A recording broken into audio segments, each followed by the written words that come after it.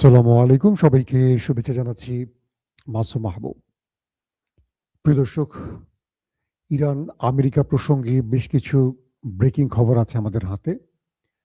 সংক্ষিপ্ত সময়ে আমি আপনাদের সেই খবরগুলো দেওয়ার চেষ্টা করব। চট্টগ্রামের মাইজপাড়ার লোক পাওয়া গেছে না? গুড। আপনি আমাকে একটু কমেন্ট করে জানাবেন। নাম মেহরাজ আফজাল। মেহরাজ আফজাল স্কুল সংলগ্ন। নিয়মিত দেখি খবর দেখতে। আমি আসবো একদিন আপনাদের এলাকায়। বেলায়েত ভাই। দর্শক, আমি চট্টগ্রামের নাম বেশি নিলে আপনারা কষ্ট পান না। এটা আমার খুব পছন্দের একটা শহর, মানে খুব সুন্দর শহর, সেই জন্য বলি আর কি মাঝে মাঝে। আমার আরো অনেক প্রিয় শহর আছে। কুষ্টিয়া আমার পছন্দের, বগুড়া আমার পছন্দের। হুম। দর্শক, সবচেয়ে বড় যে খবরটি আজকে দিয়েছিলাম বিকেলে, সেটি হলো ইরান মার্কিন বেজকে টার্গেট করে 4,000 কিলোমিটারের মিসাইল ছুড়েছে। Intercontinental ballistic missile. এই খবরটি তো পেয়েছেন আপনারা না? একটু আবার রিপিট করি। সেটা হলো ভারত মহাসাগর মার্কিন সবচেয়ে গুরুত্বপূর্ণ একটি বেজ। এখানে আমেরিকার B2 বোম্বার্স আছে, পাশাপাশি নিউক্লিয়ার বোমা আছে, বুঝছেন? তো সেই মার্কিন নিউক্লিয়ার প্রজেক্টকে টার্গেট করে ইরান দুটো ইন্টারকন্টিনেন্টাল ব্যালিস্টিক মিসাইল ছুড়েছে। এরপর পুরো ইউরোপের মাথা নষ্ট হয়ে গেছে, আমেরিকার মাথা নষ্ট হয়ে গেছে, কারণ ইরান এ যাবৎ 2,000 কিলোমিটারের মিসাইল ছুড়েছে, এবার 4,000 কিলোমিটার ছুড়েছে। এবং ইরান বুঝিয়ে দিয়েছে ইরান চাইলে খোদ আমেরিকার ভেতরেও অ্যাটাক করতে পারে। এটা হলো ইরানের বার্তা। এবং মার্কিন নিউক্লিয়ার প্রজেক্ট তো বুঝতে পারছেন, তার মানে ইরানের নিউক্লিয়ার সাইট ধ্বংস করলে ইরান কি করবে সেটার একটা ইঙ্গিত দিয়েছে। আজকের আরেকটি গুরুত্বপূর্ণ খবর হলো ইরান ইসরায়েল মিলে ইরানের নাতানজ পারমাণবিক প্রকল্পে হামলা করেছে। আপনারা জানেন যে এর আগে ইরান ইসরায়েলের 12 দিনের যুদ্ধে নাতানজ, ফোর্দো এবং ইস্পাহান 3টি পারমাণবিক প্রকল্পের উপর হামলা হয়েছিল। এবার আবারও এই দেশ দুটো নাতানজে হামলা করেছে। তবে তাসনিম নিউজ সহ আরো কয়েকটি গণমাধ্যম দাবি করেছে যে এখন পর্যন্ত সেখানে কোনো তেজস্ক্রিয়তা ছড়িয়ে পড়েনি। যারা নাতানজের আশেপাশে আছেন তাদেরকে বলছেন টেনশনের কিছু নেই। প্রশ্ন হলো ইরানে বারবার পারমাণবিক সাইটগুলোতে কেন হামলা করা হচ্ছে? তারা আসলে চাইছেটা কি? 2 নম্বর ব্রেকিং খবর, আরব রাষ্ট্রের দুটো দেশ, সৌদি আরব এবং আরব আমিরাত, কয়েকটি গণমাধ্যম, মার্কিন গণমাধ্যম দাবি করেছে এই দেশ দুটো আমেরিকাকে প্রকাশ্যে বেচ দেওয়ার ঘোষণা দিতে পারে বা দিতে যাচ্ছে। অর্থাৎ এই দুটো দেশ চাইছে আমেরিকা এবার এই দুটো দেশকে ব্যবহার করে যেন ইরানে হামলা করে, এমন তথ্য কিছু গণমাধ্যমে এসছে। যদি খবরটি সত্য হয়, আরবের জন্য এক অমানিসার দিন আসতে যাচ্ছে। আর আরবদের মূল শক্তি হলো পাকিস্তান। পাকিস্তান হলো আরবদের ভাড়া করা সন্ত্রাসী। একদম ওপেনলি বললাম, যারা পাকিস্তান ভালোবাসেন হয়তো কষ্ট পাবে। পাকিস্তান আরবদের ভাড়া করার সন্ত্রাসী। কিরকম? তাদের টাকা দিবে আর তারা ভাড়া খেটে লড়াই করবে। দুটো খুব গুরুত্বপূর্ণ স্টেটমেন্ট দেই। আমি অনেক সময় লাইভের প্রথম 5 মিনিটে চেষ্টা করি গুরুত্বপূর্ণ দিতে, অনেক সময় একটু পরে দেই। তার দুটো কারণ হলো, যখন দেখি প্রথমেই অনেক দর্শক ঢুকে যান তখন আমি এটা করি। যখন দেখি দর্শকরা একটু ধীরে ঢোকেন তখন অনেক সময় দেখা যায় যে প্রথম দিকে একটু কম গুরুত্বপূর্ণ খবর দিই। দুটোই আমি ব্যালেন্স করি মাঝে মাঝে। বাট অনেকের জন্য সবগুলো খবরই গুরুত্বপূর্ণ। মানে আমি বলছি যে এটা কম এটা বেশি, বিষয়টা এরকম না। অর্থাৎ আপনার জন্য হয়তো সবগুলি গুরুত্বপূর্ণ। এখন বিষয়টা কি? ইরানের প্রেসিডেন্ট যিনি মাসুদ পেজিশকিয়ান, তিনি আজকে একটা স্টেটমেন্ট দিয়েছেন, আমাদের প্রতিটি প্রতিবেশী দেশ আমাদের বন্ধু। ইরান প্রতিবেশীদের সাথে যুদ্ধ চায় না, ইরান তাদের সাথে বন্ধুত্বপূর্ণ সম্পর্ক চায়। আমরা আশা করব প্রতিবেশীরা আমাদের শত্রুকে কোনো ঘাঁটি দেবে না এবং ইরানে হামলায় তারা সহযোগিতা করবে না।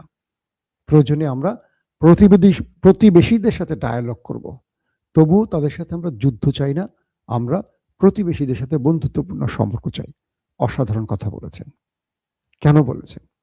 আসেন আরেকটা স্টেটমেন্ট শোনাই আপনাদের। সেটা হলো আয়াতুল্লাহ আলী খামেনির ছেলে মুস্তফা খামেনি, তিনি আজকে নতুন একটি স্টেটমেন্ট দিয়েছেন। তিনি বলছেন পাকিস্তান আমাদের পছন্দের একটি দেশ এবং বন্ধু রাষ্ট্র। আমার বাবা আয়াতুল্লাহ আলী খামেনি সবসময় বলতেন পাকিস্তানের হাত ছেড়ো না, পাকিস্তান ইরানের বন্ধু এবং খমেনির সবচেয়ে প্রিয় দেশের মধ্যে একটি পাকিস্তান। এই কথাটি কে বললেন? মুস্তফা খামেনি। কেন বললেন? আসেন এই বিষয়টা একটু বিশ্লেষণ করি। সৌদি আরব যুদ্ধে নামতে যাচ্ছে আরব আমিরাতকে নিয়ে, যে কথাটি একটু আগে বললাম যে ডোনাল্ড ট্রাম্পকে প্রকাশ্যে ঘাঁটি দিতে যাচ্ছে আক্রমণের জন্য, এই খবরটি আপনারা জানেন।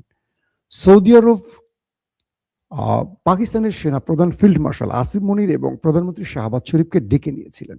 তিনি আসেন নাই, ডেকে নিয়ে এসেন, এই ছাগলের 13 নম্বর বাচ্চা এদিকে কান ধরে ডেকেছেন, চলে আসছে। গরিব দেশ তো। আসিফ মনির সুসুর করে চলে গেলেন। টাকা পয়সা আনতে হবে না, লুটপাট যতদিন সেনাবাহিনী থাকবেন ততদিন পেট ভারী করতে হবে। লুটপাট তো সেনাবাহিনীতে বসেই করা খুব সুবিধাজনক। বিভিন্ন অভিযোগ অজুহাত এটা সেটার নাম করে যুদ্ধ ছড়াবেন, সেনাবাহিনী মরবে, পাকিস্তানের সম্পদ নষ্ট হবে, কিন্তু লাভবান হবে কে? পাক সেনাবাহিনী আর পাকিস্তানের বর্তমান সরকার। এই যে ডোনাল্ড ট্রাম্প সে হিস্টোরিতে আসে সেনাবাহিনীর শুধু না, পাকিস্তানের খেলাটা একটু পরে বলবো। তো পাকিস্তান এই যুদ্ধে জড়াবে সৌদি আরবের পক্ষে এমন ইঙ্গিত পাওয়া গেছে। তো এই ইঙ্গিত পেয়েই ইরানের মুস্তফা খামেনি এবং প্রেসিডেন্ট দুটো স্টেটমেন্ট দিলেন আলাদা করে, এবং তিনি পাকিস্তানের নাম উল্লেখ করে মুস্তফা খামেনি বললেন যে আমার বাবা পাকিস্তানকে খুব ভালোবাসতেন এবং বলছেন যে পাকিস্তানের হাত ছেড়ো না, পাকিস্তানের পাশে থেকো। এবং আপনারা জানেন কিনা, হরমুজ প্রণালী দিয়ে অনেক দেশের তেল বন্ধ থাকলেও ইরান 3টি দেশের তেল রাস্তা ওপেন করে দিয়েছিল, একটি চীন, একটি বাংলাদেশ আর অন্যটি পাকিস্তান। বুঝতে পারছেন?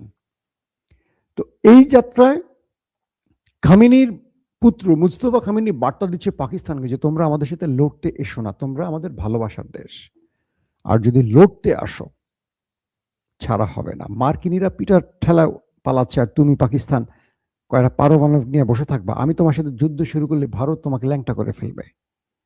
অর্থাৎ ভারত তো এই মোক্ষম টাইমটিতে আসছে, কারণ আমেরিকা ইসরায়েলের নেক্সট টার্গেট পাকিস্তান। তখন পাকিস্তানের পাশে কেউ দাঁড়াবে না, একটা কুকুরও দাঁড়াবে না, যেহেতু ইরানের বিরুদ্ধে দাঁড়িয়েছিল।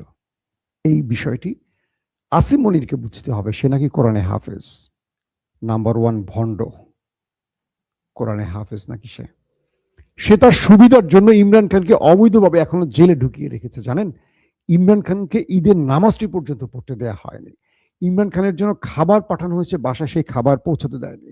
ইমরান খানের ঈদের নতুন পোশাকটি পর্যন্ত তার কাছে পৌঁছতে পারেনি ইমরান খানের কাছে। আইএসআই দিয়ে জেলখানা পুরো কন্ট্রোল করে রাখা হয়েছে। একটা দেশের সাবেক প্রধানমন্ত্রী এই মুহূর্তে পাকিস্তানের 90% মানুষের সবচেয়ে প্রিয় আস্থার ব্যক্তি ইমরান খান, তাকে ঈদের নামাজটি পর্যন্ত দেয়নি পড়তে। যেমন মসজিদুল আকসায় ওই দেশটি মুসলমানদের নামাজ পড়তে দেয়নি, আসিফ মনি শাহবাজ শরীফ সরকার সে কাজটি করেছে। কতটা লজ্জার বিষয় চিন্তা করতে পারেন? পাকিস্তানকে আমরা ভালোবাসি সেটা সামগ্রিকভাবে, কিন্তু যখন তারা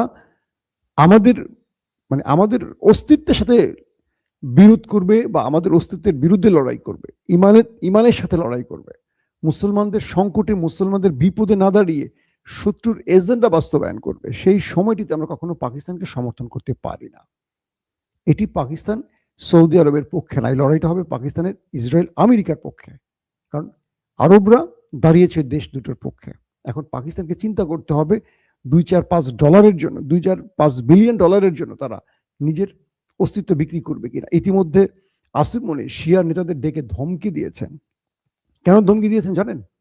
যাতে পাকিস্তান ইরানের বিরুদ্ধে যুদ্ধে জড়ালে সৌদির হয়ে এই শিয়া নেতারা দেশের মধ্যে কোনো গন্ডগোল না করে, কারণ ইতিমধ্যে 35 থেকে 36 জন পাকিস্তানি মারা গেছে খামেনিকে হত্যার পর বিক্ষোভ করতে গিয়ে পাকিস্তানের নিরাপত্তা বাহিনীর গুলিতে। জানেন তো আপনারা, মার্কিন কনসুলেট আগুন দেওয়া হয়েছিল, 36 জনের মতো মারা গেছে। কত ভয়ঙ্কর ব্যাপার বুঝেন? তো এই জন্য আসিফ মনির শিয়া নেতাদের ডেকে ধমকি দিয়েছেন যে আপনারা কোনো আওয়াজ করবেন না, যদি আপনারা ইরানকে সাপোর্ট করেন, সব ইরানে চলে যান। আজকে ইরানের পাকিস্তানের শিয়া নেতারা বক্তব্য দিয়েছে, আসিফ মুনির তুমি রিটায়ার্ড করলে পোশাক খুলে চলে যাবা, কিন্তু এই দেশে আমরাই থাকবো। তুমি এই দেশ থেকে বিদেশে নিয়ে আশ্রয় নেবা, যেমন বাজওয়া বা তার আগের সেনা প্রধানরা কেউ আর দেশে নেই, বিদেশে গিয়ে আশ্রয় নিয়েছে, তুমিও নিবা। তুমি আমাদের বলার কে যে আমরা ইরানে চলে যাব? দেশ পাকিস্তান আমাদের, এই দেশ আমরা স্বাধীন করেছি শিয়া সুন্নি মিলে। তুমি আমাকে দেশ ছেড়ে যেতে বলার কে? কে বলছেন? শিয়া নেতারা। যদি পাকিস্তান এই যুদ্ধে জড়ায়, মনে রাখবেন, একদম কাগজে লিখে রাখেন, পুরো পাকিস্তানের জনগণ সেনাবাহিনীর বিরুদ্ধে নেমে যাবে এবং খুঁজে খুঁজে সেনাবাহিনীকে পেটাবে। আর এই সুযোগটি কাজে লাগাবে ভারত, আফগানিস্তান। মনে রাখবেন, কারণ স্রোতের বিপরীতে দাঁড়ানো যাবে না। পুরো পুরো পৃথিবীর মুসলমানরা, আরবের মুসলমানরা পর্যন্ত খামেনির দেশের পক্ষে, আরবের পক্ষে না, জানেন? এখানে দেশ প্রেমের চেয়ে বড় হলো ইমানের দাবি, ইমানের প্রতি প্রেম। কারা কার পক্ষে লড়াই করছে এটা আমি এত ডিটেলস সোশ্যাল মিডিয়া বলবো না, আপনারা বুঝে নিয়েন। আসেন দ্বিতীয় খবরটি কি। ওমানের একজন সাংবাদিক আল জহুরি একটা স্টেটমেন্ট দিয়েছে, আজকে দেখলাম একটা গণমাধ্যমে তার বক্তব্য প্রচার করা হয়েছে। তিনি বলছেন আমেরিকা আরব রাষ্ট্রগুলোকে বলছে ইরান যুদ্ধের জন্য 5 ট্রিলিয়ন মার্কিন ডলার লাগবে। 5 ট্রিলিয়ন ক্যালকুলেটরে ধরবে কিনা দেখেন তো একটু ভালো করে। মিলিয়ন না, বিলিয়নও না, ট্রিলিয়ন, ট্রিলিয়ন। 5 ট্রিলিয়ন মার্কিন ডলার আরবের কাছ থেকে চেয়েছে কে? Donald Trump. অথচ এই যুদ্ধের জন্য পেন্টাগন রাষ্ট্রীয় কোষাগার থেকে $2 বিলিয়ন চেয়েছে। $2 বিলিয়ন চেয়েছে মাত্র পেন্টাগন যুদ্ধের জন্য, যুদ্ধের খরচ বহনের জন্য। আর ডোনাল্ড ট্রাম্প আরবের কাছ থেকে 5 ট্রিলিয়ন মার্কিন ডলার চেয়েছে। ব্যবসা কাকে বলে বুঝতে পারছেন? কি করবে? আরব তেল বেচবে, সেই টাকা ওদেরকে দেবে, আমাদের শ্রমিকদেরকে বেতন দিবে না। আমাদের শ্রমিকদের কম মূল্যে, বাংলাদেশ, পাকিস্তান, মুসলিম দেশগুলোর, আমাদের দরিদ্র দেশগুলোর শ্রমিকরা সেখানে কি পরিমাণ পরিশ্রম করে আমি প্রবাস সফর করে দেখে এসেছি। তাদের দুঃখের গল্পগুলো আমি সচক্ষে দেখে এসেছি ভাই। সাংবাদিকতা করার জন্য অনেক দেশ ঘুরতে হয়েছে, অনেক কিছু নিজ চোখে দেখেছে, যেগুলো হয়তো অনেকে যারা জাননি তারা জানেন, যারা আমাদের প্রবাসীর ভাইরা আমার ভিডিও দেখছেন তারা হয়তো জানেন। ওদেরকে কি নির্মম ভাবে কষ্ট দিয়ে রাখা হয় সেখানে, কি আচরণ করা হয় আমাদের বাংলাদেশি মানুষের সাথে সেই সব দেশে। অথচ ওরা শুধু তেল গ্যাস বিক্রি করে সেই টাকা তুলে দিচ্ছে এখন আমেরিকাকে। 5 ট্রিলিয়ন কল্পনা করতে পারবে না, এটা ক্যালকুলেটরে ধরবে না। ওমান এই তথ্য লিক করে দিয়েছে। ওমান বলছে কোনোভাবেই আমরা এই টাকা দেব না। ওমান এখন পর্যন্ত কিন্তু ইরানের পক্ষে দাঁড়িয়ে আছে। ওমানের জন্য একটা স্যালুট। বলছেন যে তোমাকে তোমরা, ওমান বলছে আমেরিকাকে, তোমাকে তোমরা যুদ্ধ শুরু করতে বলিনি, তুমি যুদ্ধটা শুরু করছো কেন? তুমি তো আমাদের স্বার্থে যুদ্ধ শুরু করোনি, তুমি করছো ইসরায়েলের স্বার্থে। তুমি যুদ্ধ শুরু করছো, আবার তোমার কারণে আমার দেশে ইরান হামলা করে আরব কান্ট্রিগুলোতে বিভিন্ন জায়গায় হামলা করছে, তেল রিফাইনিং বা ওয়াটার রিফাইনিং অথবা আমাদের বড় বড় কোম্পানির উপর হামলার ঘটনা ঘটছে। তুমি উল্টো টাকা আমাদেরকে না দিয়ে আমাদের দিকে চাচ্ছ 5 ট্রিলিয়ন। পাগল পাইছ? কে বলছে? ওমান। বুঝতে পারছেন? আরবের বাকি দেশগুলো চুপ। আরব আমিরাত মূল শয়তানের গোষ্ঠী, এখান থেকে গুটি চালায়। আরব আমিরাত পুরো ডুপ্লিকেট ইসরায়েল, তার কাছে ইসরায়েল ছাড়া আর কোনো কিছু না। আরব আমিরাতের কাছে ফার্স্ট ইসরায়েল, আমেরিকার কাছে ফার্স্ট, আগে ইসরায়েল। আর মোহাম্মদ বিন সালমানের অবস্থানটা এখনো বোঝা যায় না। অনেকে বলছেন তিনি ইরানের পক্ষে আছেন, বাট কৌশলে ব্যাটিং করছেন, যেহেতু আমেরিকার সবচেয়ে টার্গেট থাকে সৌদি আরবের দিকে। অনেক কৌশলী হতে হয়, বিষয়টি আমি এখনো স্পষ্ট না, কারণ নানান রকম বক্তব্য আসছে পাকিস্তানকে মাঠে নামাবে, এটা করবে সেটা করবে, কিন্তু পাকিস্তান এখন নামেনি। আমরা আশা করব পাকিস্তান নামবে না। পাকিস্তান তার জনগণের দিকে আসিফ মনির দেখবেন, কারণ তিনি তো একজন ব্যক্তি, নির্দেশ দিয়ে সবকিছু করতে পারেন না। এটা পার্লামেন্টে ওঠেনি, সিনেটে ওঠেনি, এটা বিল উঠতে হয় একটা যুদ্ধে আপনাদের যাবে কিনা। শুধু সৌদি আরব টাকা দিবে আর আসিফ মনিরা শাহবাজ শরীফ দৌড় দিবেন, দুজন ব্যক্তির ইচ্ছে তো একটা দেশ চলে না, 25 কোটি মানুষের দেশ। তো এখন যেটা হচ্ছে যে ইরানকে মোকাবেলার জন্য আমেরিকা আরবদের কাছ থেকে $5 ট্রিলিয়ন চেয়েছে। আর আরব বলছে, মানে ওমান বলছে, তুমি যুদ্ধ বন্ধ করে চলে যাও, তোমাকে আমাদের দরকার নেই। আর ইরান চাচ্ছে এটাই, আরবরা যেন মার্কিনীদের খেদিয়ে দেয়, তাহলে যুদ্ধ থেমে যাবে। পাশাপাশি আরো ইন্টারেস্টিং খবর আসছে, ইরানকে প্রস্তাব দিয়েছে আমেরিকা। দেখেন, কে যুদ্ধে হারছে কে জিতছে আমি আর বলবো না, আপনারাই বলবেন। আমেরিকা বলছে, ট্রাম্প বলছে, ইরানের উপর থেকে তেল রপ্তানি নিষেধাজ্ঞা আমরা তুলে নিচ্ছি, বা তুলে নিলাম, বা তুলে নেব শিগগিরই, এখনই। ইরান বিশ্ববাজারে তার 2 লক্ষ ব্যারেল তেল আছে, বা আরো বেশি তেল আছে, এগুলো মার্কেটে ছেড়ে দেখ।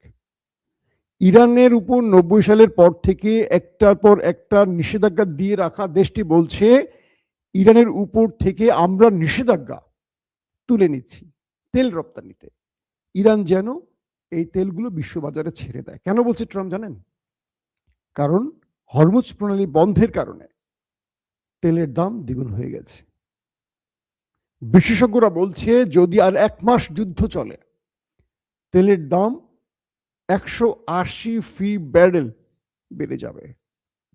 বাংলাদেশ না, দরিদ্র দেশগুলো শিল্প কারখানা অটোমেটিক বন্ধ হয়ে যাবে, দেখবেন। এখন বলছে ট্রাম্প যে তোমার উপর থেকে নিষেধাজ্ঞা আরো দেওয়ার কথা, তাই না? ইরান যদি যুদ্ধে হেরে যায়, আমেরিকা যদি জিতে যায়, তো আমেরিকা তো আর নতুন করে ইরানকে দেবে নিষেধাজ্ঞা। কিন্তু আমেরিকা বলছে ইরানের উপর থেকে আমরা তেল রপ্তানি নিষেধাজ্ঞা তুলে নিচ্ছি, ইরান এখন থেকে বিশ্ববাজারে তেলগুলো বিক্রি করুক। আমেরিকান বিশেষজ্ঞরা বলছে ইরান যদি 1 মাস তাদের তেল বিক্রি করতে পারে এই মুহূর্তে, তারা 8 থেকে 9 বিলিয়ন মার্কিন ডলার সির্ফ 1 মাসে কামাতে পারবে। ইরান কি বলছে জানেন? হে আমেরিকা, তোমার এই অনুগ্রহ আমাদের লাগবে না, আমার কাছে এত তেল নাই, তুমি বলছো আমি তেল বিক্রি করবো। এটা ইরান, এটা বাংলাদেশ পাকিস্তান না, লুবি রাষ্ট্র না। বলছি যে আমার কাছে এত তেল নেই বিক্রি করার মতো। কারণ ইরান চাচ্ছে সংকটে ফেলতে আমেরিকাকে, তেল বিক্রি করলে তো সংকট দূর হয়ে যাবে। ইরান বলছে যারা আমার দেশ থেকে তেল নিতে চাও আসো, এসে আগে আমাকে টাকা দাও, ডলার দাও, ইওয়ান দাও, রিয়েল দাও, ওকে? আগে চুক্তি করো, আমাকে আগে টাকা দাও, দেওয়ার পর আমি তোমাকে বলে দিব 2 মাস বা 3 মাস বা 4 মাসের পর আমি তোমাকে তেল দেব। তুমি আসবা ট্যাঙ্ক নিয়ে, আমি তেল ঢুকাই দিব, এটা সম্ভব না। আমাকে তেল তুলতে হবে, রিফাইন করতে হবে, তোমাকে দিতে হবে, তাই তো? আগে আমাকে টাকা দাও। এই টাকাটা ইরানের দরকার, কেন? যুদ্ধ চালাবে। কিন্তু আমেরিকা যে বলছে তোমার জমানো তেলটা মার্কেটে ছেড়ে দাও, এটা ইরান রাজি না। মানে কেমন ঘাউরা দেশ ইরান, বুঝছেন? এবার আমেরিকা তার নিষেধাজ্ঞা তুলে দিচ্ছে বিশ্ববাজারে তেল বিক্রির জন্য, ইরান বলছে না আমার কাছে তেল নাই। যে তেল আছে এটা তো চিনি নিচ্ছি, চীন আগামী 1 বছরের তেল মজুত করে রাখছে ইরান থেকে নিয়ে, বাকিটা মার্কেট করছে কে? রাশিয়া। এই মুহূর্তে ইরান যদি তেল না দেয় আর হরমুজ বন্ধ থাকে, পুরো ইউরোপ ট্রাম্পের মাথা কাঁঠাল ভাঙবে। ট্রাম্প নতুন করে ইউরোপকে বা ন্যাটোকে থ্রেট দিল, বলল হেই ন্যাটো, তুমি তো আমার বিপদে পাশে আসোনি, মনে রেখো আমি শিগগিরই গ্রিনল্যান্ড দখলে যাচ্ছি, আমি কবজা করব গ্রিনল্যান্ড, তখন আমাকে পাশে পাবে না। ন্যাটো বাঁচিয়ে রেখেছে আমেরিকা, এবং ন্যাটোর অর্থনৈতিক ভিত্তি আমেরিকার, সে দাবি করছে তোমরা আমার ডাকে আসোনি, এখনো সময় আছে, আসো আমার সাথে, আসো, হরমুজ খুলে দেই, আর তোমরা যদি না আসো গ্রিনল্যান্ড আমি দখলে নেব। ব্ল্যাকমেইল করছে, বুঝছেন? ইউরোপ এখন পর্যন্ত ইরানের বিরুদ্ধে যেতে রাজি হয়নি, এই যুদ্ধে ঢুকতে রাজি হয়নি, কারণ ইউরোপ জানে এই যুদ্ধ শুরু করে ন্যাটোর কাছ থেকে বা ইউরোপীয় দেশের টাকা দিয়ে আমেরিকা যুদ্ধ করবে আর অস্ত্র বিক্রি করবে। কারণ ইরান ইউরোপে আবার হিট করবে, ইউরোপে যখন হিট করবে আমেরিকা বলবে নেই অস্ত্র নেই, 3 টাকাটা 10 টাকায় নেয়, 10 টাকাটা 30 টাকায় নেয়।